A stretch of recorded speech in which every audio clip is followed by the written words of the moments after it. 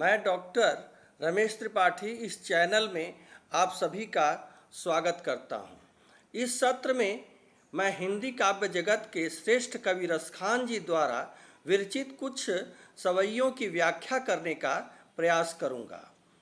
कृष्ण भक्त मुस्लिम कवियों में रसखान सर्वोपरि कवि माने जाते हैं। उनकी रचनाओं में अद्भुत कृष्ण भक्ति परिलक्षित होती है। भावानुवाद के लिए प्रस्तुत प्रथम रचना है।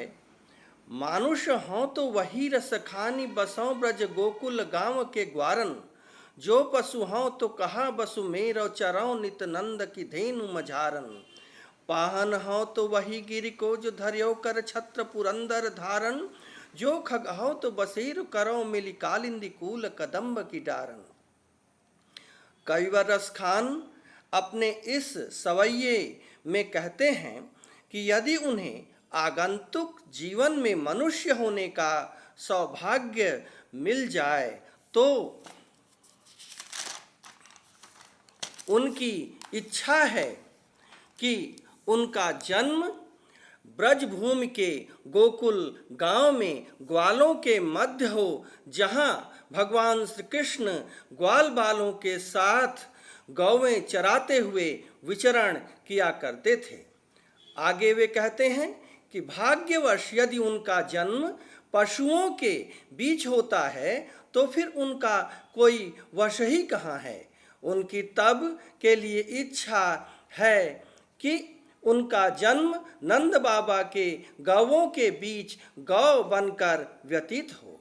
यदि उन्हें पत्थर ही बनना पड़े तो वे उसी पत्थर पर्वत का पत्थर बने जिसे भगवान श्री कृष्ण ने गोकुल वासियों की रक्षा हेतु छतरी के रूप में इंद्र के गर्व दमन हेतु धारण किया था।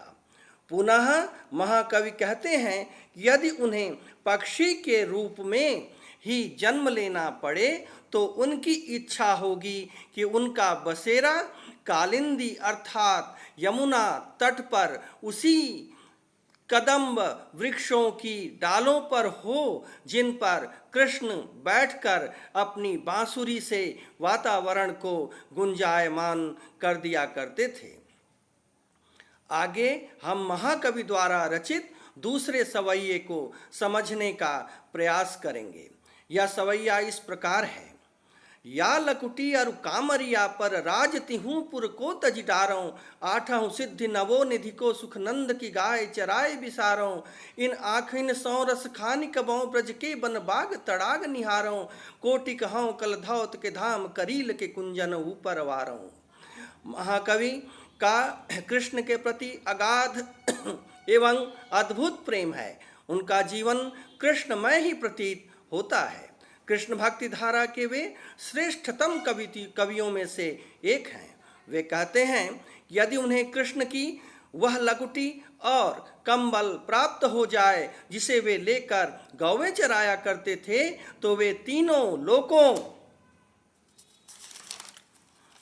के राज्य का भी परिहार कर सकते हैं।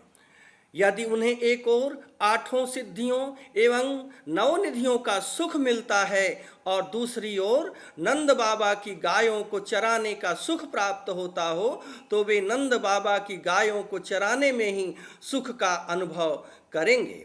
यदि उन्हें इन आँखों से कभी ब्रजभूमि के वन उपवनों एवं तड़ागों अर्थात तालाबों का दर्शन करने का सुअवसर मिले तो वे ब्रजभूमि के कांटों युक्त करील कुंजों के ऊपर करोड़ों स्वर्ण महलों को भी न्यौछावर कर देने के लिए तत्पर हैं।